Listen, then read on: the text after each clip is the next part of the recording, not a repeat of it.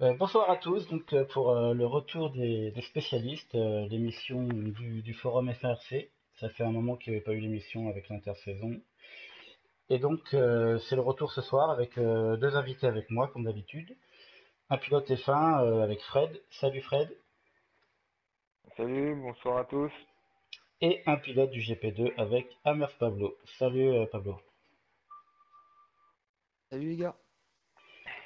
Alors, juste en deux mots avant de commencer les questions. Fred, tout le monde le connaît, hein, présent depuis la saison 2 sur le forum. Il entame sa 10e saison.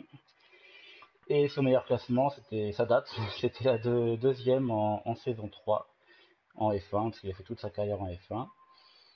Pour Pablo, toi tu es arrivé en course saison 6, vraiment en fin de saison, et après t'avais quitté les pistes pendant 2 saisons, et t'as fait ton retour depuis la saison 9. D'abord en G3, d'abord en GP3, pardon, puis ensuite en GP2 où tu es actuellement. Et ta meilleure performance, c'est la 5e place justement en GP2 lors de la saison 9. On va commencer avec l'actualité chaude. Donc c'est la course à Melbourne qui a eu lieu il y a une semaine. Avec toi, Fred, tu as fini 7e. On t'attendait pas forcément à cette place. Je voulais savoir comment t'as ressenti ta course et comment ça s'est passé sur la piste. Disons que j'avais pas un rythme exceptionnel, loin de là. Mais je m'attendais à une course avec beaucoup d'abandon. Donc ma stratégie était de faire le moins d'arrêts possible et surtout de rien casser et d'aller au bout. Et grâce à pas mal d'abandon jusqu'à la 7e place. Et puis en ayant fait qu'un seul de Paris. Et donc euh, ça a été tout bénef. Et non, ça représente pas vraiment actuellement. Je sais qu'il y a encore beaucoup de travail pour se refaire des places au moins aussi bien aux bonnes. Mais justement, ouais, t'as surpris en faisant un arrêt au stand. C'était vraiment prévu dès le départ cette stratégie audacieuse, parce que tu es le Ouais, seul à l'avoir fait. oui, oui, c'était prévu dès le départ. J'en avais parlé même avec mon coéquipier. J'ai dit, moi, c'est soit un. J'ai dit, je vais voir comment tenir les pneus. Si un seul arrêt, je peux le faire. Et donc, j'ai réussi à prendre. Je suis parti. Il y a loin en soft, donc j'ai dit les médiums, ça devrait y aller au bout. Et puis voilà. Ok. Mais toi, Pablo, tu as aussi bien commencé, une 4e place, pareil, en GP2. Donc pareil, comment tu as ressenti ta course et ce bon résultat pour l'ouverture de la saison? Alors, pour nous, bien, c'est un très bon résultat. On partait plutôt perdant en fait. On avait comme objectif de juste viser les points. On s'était très peu entraîné. Un peu comme Fred, on n'avait pas un grand rythme. Nous, ce qui nous a fallu faciliter le travail, c'est surtout qu'il y a eu de la pluie, quoi. Ça a permis à de nombreux pilotes de ne pas être rapides et ça nous a permis de tenir les places. On a aussi, comme Fred, misé sur les abandons et ça nous a beaucoup servi. Est-ce que tu penses que sur le sec, par exemple, il n'y aurait pas eu ces résultats pour toi et Sylvain? Parce qu'on rappelle, ton coéquipier Sylvain a fait 3e. Non, non, non, je pense qu'on se serait retrouvé plus bas dans le classement avec une course entièrement sur le sec. D'accord. Je vais rappeler les résultats en F1, enfin du moins le podium de cette première course de la saison 11 avec la victoire de Natum. C'était un petit peu attendu, enfin du moins il était annoncé favori depuis la pré-saison, il a confirmé. Epitech deuxième après une très grosse remontée de la 21e place donc à la deuxième place. Et troisième Captain Lolo, c'est son premier podium dans sa carrière sur F1C, donc une belle perf et puis méritée. Donc je vais revenir vers toi, Fred, et on va plutôt commencer à parler de ton écurie, Force India. Est-ce que c'était une priorité de rejoindre cette écurie pendant l'intersaison? Non, c'était pas la priorité, mais c'est celle que j'espérais, si je pouvais pas avoir la priorité, c'était un de mes deuxièmes choix, quand j'en avais parlé avec Hill, et puis je l'avais essayé pas mal pendant les essais d'avant-saison, et je la trouvais pas mal. Donc je pouvais pas espérer trop mieux comme écurie. J'ai espéré à un moment rejoindre Renault, mais bon, ça s'est pas fait. Donc j'étais quand même content de rejoindre Force India. C'était là quand même la première voiture de ma première course sur le forum. Une course j'avais fait chez Force India en saison 2. Ouais, bah tu devances une question que j'avais prévue après, justement, te demander si tu te rappelles de ta première course sur le forum, parce qu'en effet, je savais que c'était Force India, une seule course, en Allemagne, je sais pas si tu t'en rappelles, de comment ça s'était Oui, passé. oui, je me rappelle très bien. Mais bon, j'avais pas une bonne entente avec l'écurie, donc j'avais préféré re-signer tout de suite la course d'après chez Caterham. Non, je sais plus si ça s'appelait, non, ça s'appelait Lotus à l'époque. Je sais, Si, mais ouais, je je me sais plus rappelle, comment elle s'appelait. ça s'appelait Lotus, mais toi tu croyais que c'était Lotus Renault en fait. Je me rappelle très bien. Oui, moi je voulais rejoindre Lotus Renault, et puis non, c'était Lotus, ouais, tout court, que je rejoins. Resté chez Fortinga à l'époque, et, et puis voilà. Là, ils m'ont convaincu de revenir. Mais sinon, c'était, bon, à part évidemment, peut-être Ferrari, tout ça, mais dans les grosses écuries, tu savais très bien que c'était foutu. Mais dans les écuries Bah oui. de seconde zone, c'était plutôt Renault vraiment la priorité à la base. Bah oui, on croyait tous que Epitech et Sicilian allaient rejoindre Renault. Quand j'ai vu qu'ils rejoignaient Red Bull, je me suis dit, tiens, peut-être bien. Je savais qu'il y avait encore pas mal de pilotes, je savais que McLaren allait être prise. Ça dépendait tout de Ultimat et Max 51, mais ils ont pris McLaren. Parce que s'ils prenaient pas McLaren, je savais que Captain Holo et Isdam prenaient McLaren. Mais vu que Max l'ont pris, et ben eux, ils se sont retournés sur Renault. Mais ils ont hésité avec Force India aussi, donc ouais, c'était l'un ou l'autre. Justement, t'as été surpris du choix en général des autres pilotes du plateau? Bah, à l'origine, je m'attendais à ces choix-là à peu près partout. Sauf que vu d'après les essais d'avant-saison, vous voyez tout le temps Sicilien et Epitech sur Renault, il n'y a que ça qui a surpris. Mais sinon, non, après, non, je pourrais été plus surpris que ça. Non, ça allait. J'étais plus surpris en GP2. Oui, on va en parler après. Donc, ok, ça c'était pour les écuries. On va revenir un peu sur la course, donc avec ta septième place à Melbourne. Alors que ton coéquipier n'a fait que 11e, alors qu'on l'attendait peut-être devant toi, enfin bref. C'est pour savoir si ta septième place, justement, elle te donne des ambitions pour la suite et qu'est-ce que tu penses viser dans le championnat? Oh, faut pas s'enflammer. La septième place ne révèle pas, ne représente vraiment pas mon niveau. Mon coéquipier est nettement devant moi. Il n'a pas eu de chance à Melbourne. Bon, j'ai fait peut-être une stratégie qui était bonne aussi. Grâce à ça, j'ai su éviter pas mal d'accros, puis j'ai su éviter pas mal de drapeaux bleus, qui lui derrière a été pris dans pas mal de drapeaux bleus. Ça lui a fait perdre beaucoup de temps. Il a fait beaucoup de temps avec un aileron abîmé, du coup il a perdu beaucoup. Donc non, non, il est beaucoup plus rapide que moi, au moins une seconde. Donc je pense que ça va vite s'inverser nos performances. Et moi, cette saison, j'essaye d'atteindre le top 8, mais c'est pas évident. C'est pas évident que je vais Mais atteindre. il y a du niveau, ouais. Et justement, par rapport à Hill, ton coéquipier, comment s'est formé le duo? Bah, c'est lui qui est venu me voir, moi, me demander qu'est-ce que je faisais la saison prochaine, est-ce que j'avais déjà signé quelque part. J'ai dit non. J'ai dit, j'avais tenté des approches, mais les portes s'étaient refermées. Donc j'ai dit non pour l'instant. J'ai dit, je pensais à toi, mais j'ai dit, vu qu'on était côte à côte dans le choix de la liste, j'ai dit, ça sert à rien que je le contacte, ça se fera naturellement.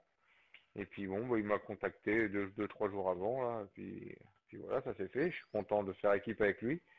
Il est, euh, il est très pointu. Je connaissais pas autant sur les réglages et tout ça, sur les stratégies. Il étudie toutes les stratégies et tout ça, et il a l'air d'être pointu. J'ai hâte de continuer à travailler avec lui. Ouais, c'est prometteur. Et bah justement, par contre, tu étais avec Ice Dam la saison dernière. C'était quand même un duo au niveau d'entente qui semblait bon. Après, les résultats n'ont pas été là, c'est vrai. Mais c'était acquis que vous ne continuez plus ensemble. Bah, on en a parlé vite fait. Je lui avais dit, est-ce que la saison prochaine, qu'est-ce que tu comptes faire? Ouais, il m'a dit, il a dit, oh, il m'a dit qu'il avait contacté personne, mais qu'il en avait déjà parlé une fois avec Captain Lolo, qu'ils aimeraient bien être un jour ensemble. Et puis, puis ils m'ont dit, puis il m'a dit que finalement, après, il y allait avec lui. Donc voilà, j'ai dit, pas de problème, hein. Il Oui, voulait faire tout. équipe avec. Il y a eu des On discussions, s'est ça s'est mis. fait naturellement, quoi. Voilà, on en a parlé avant ensemble, et puis voilà. D'accord. Et bah, pour parler justement encore avec Force India, là vous êtes, bon, c'est que anecdotique, mais vous êtes sixième après la première course au constructeur. Qu'est-ce que tu crois que vous pouvez viser en termes de classement? Si on pouvait atteindre le top 5, ce serait bien, je pense. Je pense, hein. Tu penses? J'espère qu'on Ouais, tu peut. penses que c'est possible? Bah, avec Hill, je pense que c'est possible. Et je pense qu'il est capable de faire plusieurs top 5 dans la saison. Et je pense qu'il Ok. peut largement en faire pas mal. Donc, si moi j'arrive à porter pas mal de trucs, de points, je pense que ce serait au moins un cinquième place. Maintenant, faut pas mettre la charrue à les bœufs, va prendre les courses les unes après les autres et on verra bien où nous sommes dans quelques courses pour tirer un premier bilan de la saison d'ici la fin de l'année déjà, voir si nous pouvons viser plus haut ou pas. D'accord. Et enfin, pour en terminer, bah, on a été habitué à te voir dans la première partie de ta carrière jouer les top 3, les top 5 en F1.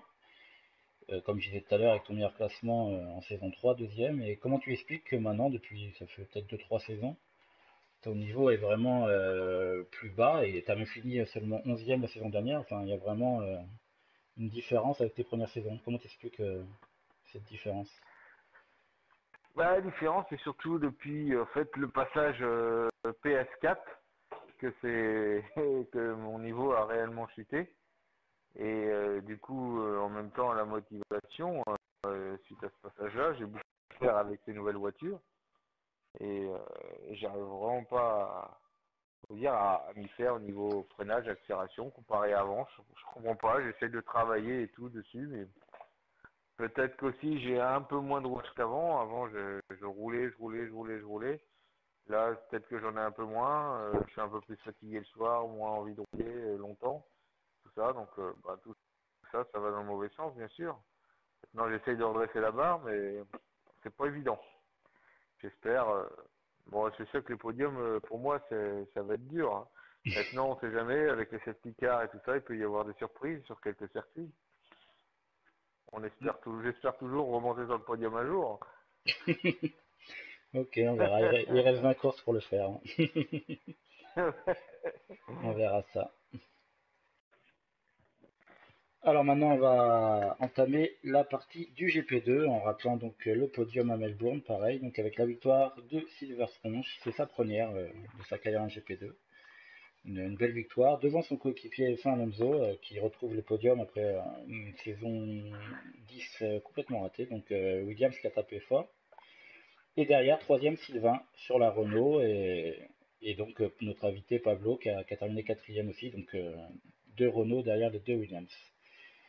Donc, on va tout de suite parler de la question oui, qui a fait parler. On savait que Pablo tu allais rester avec Sylvain, enfin, on s'en doutait vu votre belle entente. Mais le choix de Renault a beaucoup surpris. On vous attendait chez McLaren, donc pourquoi ce changement inattendu?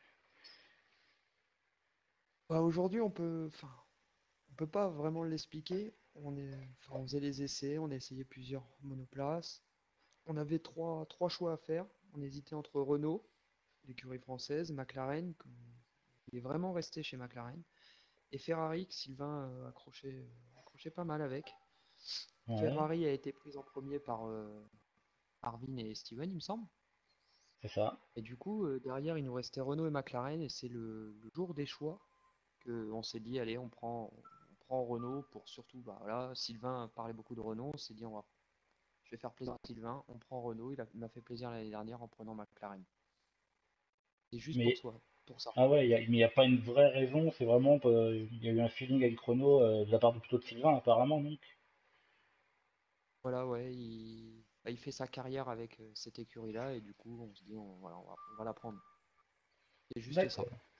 Bah, ça a surpris du monde parce que c'est vrai que vraiment on vous attendait chez McLaren. Et ça fait Alors un petit pic depuis être chez McLaren. oui, je suppose oui, ça doit changer. Alors sinon, après la course à Melbourne, on a pu lire dans vos débriefs, puis même là, toi, en début d'émission, que vous avez été surpris de vos résultats, que vous attendiez pas des si bons résultats à Melbourne. Mais pourquoi vous pensiez ne pas pouvoir être à ce niveau-là, alors que vous êtes quand même des pilotes assez reconnus en GP2? Bah, on a fait une bonne saison 10, mais en attaquant celle-ci, on s'est très peu entraîné. Moi, j'ai raté les courses d'avant-saison où j'ai eu des soucis de connexion, casse. Donc c'était compliqué. Et avant Melbourne, en fait, on s'est pas entraîné. On s'est pas croisé la semaine juste avant. On s'est croisé une demi-heure avant le Grand Prix. Très peu roulé. Donc on s'est dit, on va essayer de ramener ce qu'on peut en visant les points. Et je pense que cette saison, l'objectif, c'est vraiment d'être dans les points et on va pas chercher plus haut. On n'a pas trop de rythme. Hormis Sylvain qui a fait une belle course à Melbourne, moi, je trouve que dans la régularité tout au long du Grand Prix, il a été impressionnant comparé à moi. Et c'est ce qui lui a permis de faire son podium parce que il m'a devancé. Il était derrière moi à un moment, il m'a doublé et puis je l'ai jamais revu quoi. Mais justement, parce que vous êtes vraiment de niveau assez similaire, du moins de ce qu'on a vu l'année dernière, et au jour d'aujourd'hui, tu crois que Sylvain est un peu devant toi ou alors non, ça n'a pas grand-chose à De changer? par la régularité, oui. Moi, je fais encore des erreurs. Là, je casse deux fois un petit bout d'aileron sur des erreurs. Je suis tout seul sur le circuit, quoi. Hmm. Tout seul et je me déconcentre, je tape un muret. C'est ces petites erreurs-là qui me font perdre quelques secondes précieuses. Ouais, que Sylvain n'a pas forcément fait, quoi. Et tu as fini cinquième en saison 9 pour ta première saison complète en GP2, mais septième la saison dernière, en laissant échapper justement un top 5 de nouveau qui semblait pourtant vraiment accessible. Et je voulais savoir si tu avais un goût d'inachevé justement sur ta dernière saison. Non, pas spécialement. J'ai fait une bonne saison dans l'ensemble, j'étais content de moi. J'ai gagné à Singapour, bon, sur des circonstances, mais ce qui m'a perturbé en fin de saison 10, c'est mon absence sur le Grand Prix. Je crois que c'est la Malaisie ou la Chine, je sais plus. Sur un Grand Prix, je suis absent et ça a permis au pilote derrière moi de revenir et derrière, on va se enchaîner sur le Royaume-Uni qui est pas une piste que j'adore. J'ai gâché un petit peu ma fin de saison, mais bon, c'est mérité. On peut pas espérer mieux, quoi. Mais c'est vrai que le top 5 était très serré et finalement ça s'est joué vraiment à quelques points. C'est vraiment des détails et bah ouais, ça t'a mis hors du top 5. Donc là tu parlais de ta victoire à Singapour et est-ce que tu penses être capable, même si tu as dit que ça allait être dur, de remporter une deuxième victoire cette saison en GP2? Aujourd'hui, j'y pense pas, j'essaie d'être dans les points. On va essayer de mettre Renault le plus haut possible, mais de là à avoir une victoire, non, je pense pas. Melbourne, c'est vraiment un fait de course, la pluie, les accrochages, c'est ce qui nous permet de faire ces places-là. Je pense qu'à Bahreïn, il y a pas de pluie et ça sera bien différent. Ça sera plus révélateur peut-être, ouais, des forces en présence. Et, Il y a de grandes chances. et au niveau justement, niveau personnel, tu as quand même un objectif de classement que tu aimerais bien remplir cette saison? Ah, moi, personnellement, j'aimerais bien faire un podium, enfin finir sur le podium en fin de saison. Après, ça va être compliqué. Je m'entraîne pas pour finir sur le podium. Malheureusement, j'ai pas assez de temps. On va essayer quand même, hein. On sait jamais. L'année dernière, on a eu beaucoup de galères, des problèmes mécaniques, des accrochages. Pour l'instant, ça a l'air d'être mieux. On va voir, hein. Et ben pareil au niveau des constructeurs, sachant qu'avec Sylvain, donc vous avez terminé troisième la saison dernière, donc c'était plutôt pas mal avec McLaren. Au jour d'aujourd'hui, chez Renault, c'est quoi que vous envisagez? Euh, bon, on aimerait bien le podium, continuer sur une troisième place. Après, ouais, ce qui nous ferait plaisir, c'est d'être deuxième. La deuxième écurie, voire premier, mais là c'est compliqué. Mais on va dire que le podium, ça serait pas mal pour nous. Pour l'instant, vous êtes Si on deuxième. arrive Bon, à accrocher, pour l'instant, on vous êtes arrive à deuxième accrocher le après la première podium, course. c'est Ouais. vraiment bien. Et justement, je voudrais reparler un petit peu de la saison dernière, mais vite fait, justement, c'est avec tes accrochages que tu as parlé. Tu as beaucoup suivi l'accrochage avec Nico, et je voulais savoir, qu'est-ce que ça fait de voir Nico maintenant chez McLaren, alors que justement, il a accroché plusieurs fois ta McLaren la saison dernière. Non, ça me fait pas grand-chose, je suis content pour lui. Après, il était pas là à Melbourne, c'est dommage parce que je voulais l'ajouter justement avec mon nouveau compte pour lui dire nouvelle saison, on repart à zéro et puis on oublie tout quoi. C'est fini, la saison elle est terminée, on fait comme si c'était rien passé. Je veux pas qu'il ait la sensation quand j'arrive de vouloir me laisser passer par peur de m'accrocher. C'est ce qu'il a fait sur les derniers Grands Prix et préfère qu'il se la joue à fond cette année, quoi. Et justement, avec le recul, parce que bon, je sais plus combien tu as eu d'accrochages, mais on a eu au moins 2-3, puis Sylvain aussi avec lui. Avec le recul, tu penses que tous les torts étaient avec lui ou parfois que c'était un peu partagé comment tu mets ça avec le temps? Je pense que bon, il y a la plupart des accrochages où Nico accroche Sylvain, où là, je pense qu'il est responsable.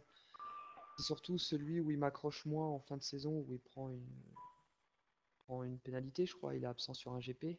Oui, Je pense que celui-ci, c'était peut-être pas sur celui-là qu'il fallait qu'il prenne ça, quoi. Je pense qu'on était un peu tous les deux en tort. Après, c'est surtout un fait, c'est vrai qu'il était pas mal responsable. après c'était par rapport à sa sanction d'un Grand Prix, c'était par rapport à l'accumulation. C'est vrai que c'était pas le pire là où il y a eu C'est la ça. sanction, mais c'est l'accumulation qui a fait qu'il a été Et puis, suspendu une course. cette accumulation a fait que bah, sa réputation en a pris un coup derrière, donc je crois que c'était compliqué. Oui, c'est sûr, c'est sûr. Enfin, on verra. J'espère qu'il sera là avec nous à Bahreïn pour participer aux courses du GP2. Bah, joué 7, oui. Alors, après avoir parlé de la F1 du GP2, j'ai rappelé rapidement, c'est les résultats du GT3 série qui ont eu lieu lundi. Alors, beaucoup de résultats parce que maintenant, les courses sur Project Car se disputent en deux manches. Une course sprint, donc très rapide, et une course longue qui vaut plus de points. Alors dans le groupe 1, en sprint, victoire de Lavalfa devant Hill et Dika. Et en course longue, c'est Iceman 59 qui s'impose devant Raikkonen, deuxième, et Iceman F60 troisième. Donc les favoris ont répondu présent dans la deuxième course. Et dans le groupe 2, victoire dans le sprint de DJ Braze, sa première victoire, devant Raf, deuxième, et Steven troisième. Et enfin en course longue, victoire de Raf devant Button deuxième et pas de troisième, parce qu'il y a eu beaucoup d'abandons et de disqualifications.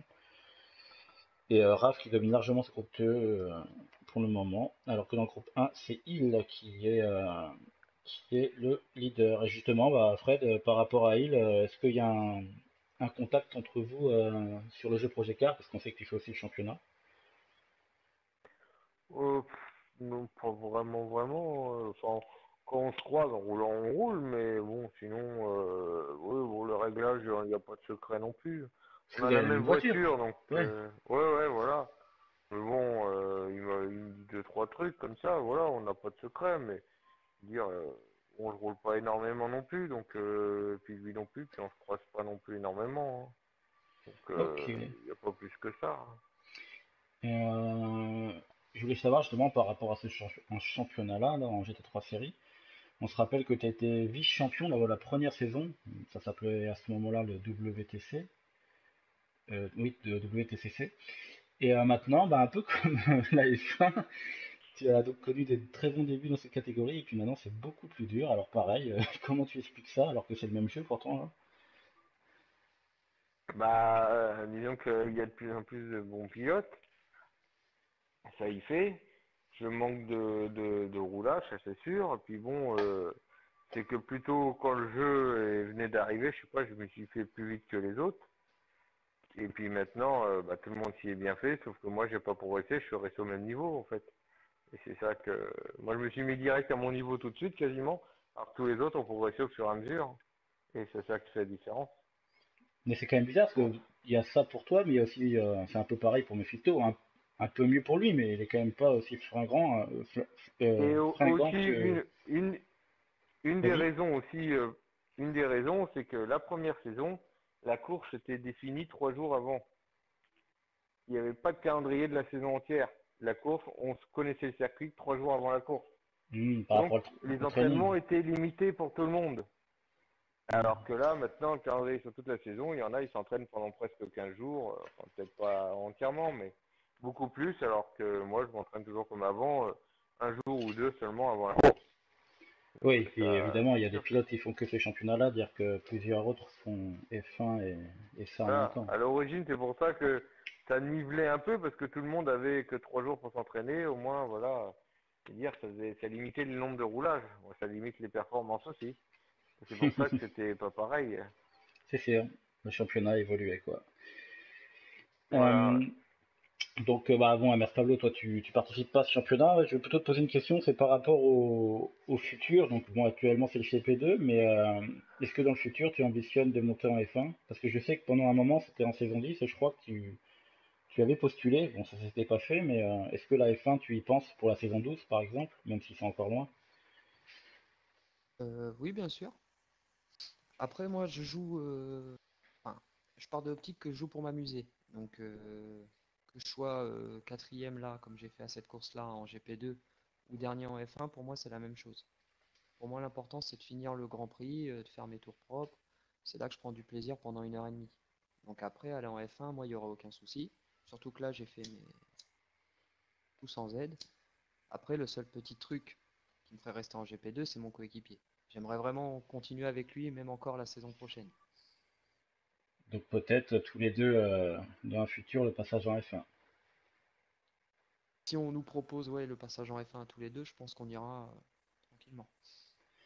D'accord. Alors, dernière petite question, bah, c'est par rapport au prochain Grand Prix. Bon, c'est dans une grosse semaine, mais je voulais quand même savoir vos sensations et ce que vous espérez sur la piste de Bahreïn. Alors, on va commencer par Fred pour la F1. Bah, c'est un circuit que j'aime bien. J'ai des bonnes sensations, même si pour l'instant les chronos ne sont pas là. J'ai encore beaucoup de travail à effectuer sur la voiture et sur la piste pour vraiment en tirer une meilleure partie. Bon, je serai pas dans les premiers, mais bon, c'est un circuit que j'apprécie, que j'ai fait très peu. Donc j'espère tirer mon épingle du jeu. Puis surtout s'il y a une safety car ou autre, ça risque de faire des chamboulements. Si elle est activée d'ici là, on verra. Mais voilà, moi je joue sur vu que j'ai pas la vitesse, moi je joue sur la stratégie et sur l'effet de course pour être le plus haut possible à la fin de la course, ce qu'il n'y avait pas en 2015. Refaire le coup de Melbourne, quoi. Voilà. Ouais, mais c'est que ce 2016, c'est bien avec ce nouveau règlement, avec 3 types de pneus, ça ouvre vachement le choix stratégique. C'est vrai, c'est vrai. Et puis l'usure des pneus est plus réaliste et tout.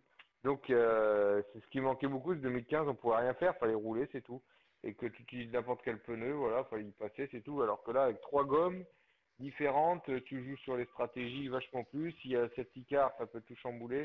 Voilà, il y a beaucoup plus d'inconnus qu'il faut gérer. Et quand on a plus de 100 grands prix au compteur, bah, c'est de l'expérience qui compte et qui peut faire la différence au moment venu. Mais c'est vrai, et puis surtout avec on espère prochainement, et des Bahreïn, peut-être le retour de la safety car pour encore apporter un peu plus de piment. Ça sera pas C'est mal. sûr, ouais. Et pour toi, Pablo, pareil, donc pour le GP2, sensation à Bahreïn. Oh, bah, comme à Melbourne, on va pas chercher à viser haut, on va se focaliser sur les points. On va dire la septième place serait une bonne place pour nous. Si on pouvait faire entre 5 et 10, ça serait pas mal. Après, on va faire comme Fred, on va miser sur des faits de course hein, pour essayer d'être mieux placé possible. D'accord. Ben, on verra ça. Et on va finir par une petite nouveauté. Je me suis dit, tiens, pourquoi pas, c'est apporter un mini quiz aux émissions de radio, du moins quand je pourrais. Alors, j'ai préparé 5 questions, donc c'est par rapport à la F1, évidemment. Sur les 5 questions, il y en a 4 par rapport à la F1, la vraie. Ça va être les 4 premières, puis la dernière sera par rapport au forum. Donc, D'accord. c'est par rapport à la rapidité, hein. Donc, dès que vous avez la réponse, vous dites, hein. Et c'est un point pour celui qui dit Ah en premier. d'accord, ah oui, Ah oui, il faut se dépêcher. d'accord. T'as Donc, gagné, Fred. il n'y a rien à gagner, hein, juste celui qui a la meilleure connaissance, quoi. Ah bon? Oh merde. Bon, après, on verra qui a le plus de points au fil des émissions, même si ce ne sera pas les mêmes questions, mais bon. Bon, là, c'est pas très dur, enfin, pas très dur. Enfin, moi, ça me semble pas dur, après, on va voir pour vous.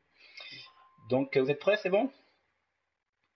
Ouais, Donc, faut aller Ah vite, oui. hein. Le premier qui me dit la bonne réponse, c'est bon. Alors, quel est le surnom d'Alain Prost? professeur. C'est ça, c'est ça. Tu l'avais pas, Pablo? Yes.